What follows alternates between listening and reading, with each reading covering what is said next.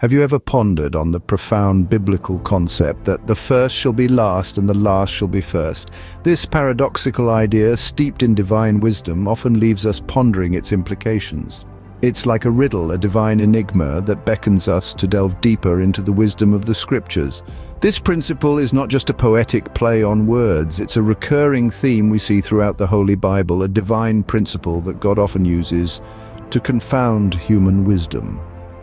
God, in his infinite wisdom, often chooses the least expected, the overlooked, the underestimated to fulfill his divine plans. It's his way of reminding us that his ways are not our ways, his thoughts are not our thoughts. He sees what we cannot see, he knows what we cannot know. A prime example of this is the story of Jesse and his overlooked son, David. In the heart of Bethlehem lived a man named Jesse who had 8 sons. Yet when the time came to present them to the prophet Samuel, one was conspicuously absent. Jesse was a prominent man of his time, and his sons were strong and robust, a testament to their father's stature. When the prophet Samuel arrived in Bethlehem on divine orders to anoint a new king from among Jesse's sons, Jesse proudly presented his 7 elder sons. But the youngest, David, was not there. He was out in the fields tending to the sheep, considered too insignificant for such an important occasion. Samuel, guided by God's wisdom, found none of Jesse's present sons fit for the divine appointment. He asked Jesse, "Are all your sons here?" Jesse, perhaps taken aback by the question, admitted that the youngest was still out in the fields. Samuel insisted on meeting him, so David was brought in, the shepherd boy with the ruddy complexion and beautiful eyes, the one who was overlooked, the one who was last in line. God spoke to Samuel, "Rise and anoint him, for this is the one." And so Samuel anointed David in the presence of his brothers, the ones deemed more suitable by their father. David was chosen by God not for his physical prowess or his seniority, but for his heart. The heart of a shepherd, protective and caring, armed with nothing but a sling and his faith in God. This was a clear message from God that he does not see as man sees.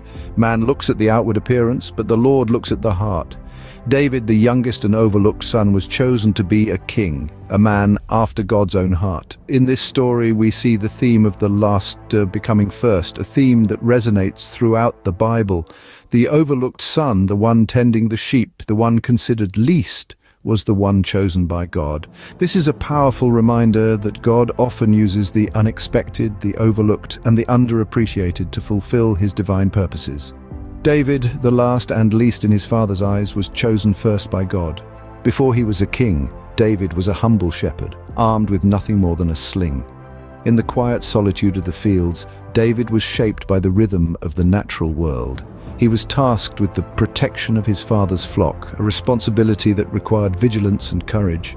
Through long days and nights he kept watch, ready to safeguard the sheep from any who threatened their peace. David's time as a shepherd wasn't marked by grandeur or glory. There were no crowds to cheer him on, no accolades for his bravery.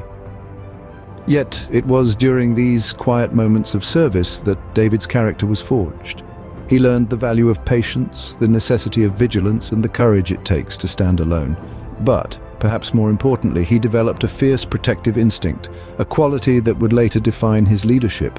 It was this protective instinct that propelled him to face Goliath, a giant warrior who threatened his people. Armed with nothing more than his shepherd's sling and an unwavering belief in God, David faced down this seemingly insurmountable foe. This encounter with Goliath wasn't just a demonstration of David's bravery, it was a testament to his faith. He believed that with God on his side, no enemy was too great, no challenge too daunting. His victory over Goliath was a clear sign that God's favor rested on him. Yet it was not David's victory that made him king. It was his heart, his character, qualities that were overlooked by others but seen by God.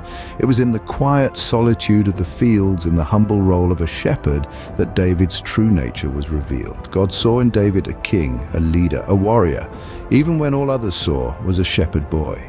God chose him not because he was the most obvious choice, but because he had the heart of a king. And that's the beauty of God's divine vision. He sees not as man sees, but looks at the heart.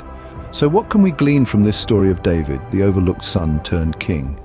As we delve into the narrative of David, we uncover a profound truth that resonates throughout the scriptures, the concept of the last being first. This is not just a random occurrence. It's a pattern that is woven into the fabric of the Bible. a testament to God's unconventional wisdom and boundless love. David, the youngest and seemingly insignificant son of Jesse, was not even considered worthy of standing before the prophet Samuel. Yet it was this very son, this shepherd boy, who was chosen by God to be the future king of Israel. Now, why would David, who was initially overlooked, be chosen? This story offers us a valuable lesson. It teaches us that God often chooses the unexpected, the overlooked, and the least. He sees potential where others may not. He knows the heart, while we as humans often judge by outward appearances. The narrative of David's life also shows us how God equips those he chooses. David's time as a shepherd was not wasted. It was during these seemingly mundane years that David developed the skills and character needed to lead a nation. His experience as a shepherd, protecting his flock from predators with nothing more than a sling and a stone, prepared him for his future battles, both physical and spiritual. So, as we reflect on this story, let us remember that in God's divine plan, the first can indeed be last, and the last can be first. It's not about our status, our credentials, or our outward appearances. It's about our hearts and our willingness to be used by God. And so the story of David serves as a powerful reminder that God's ways are not our ways.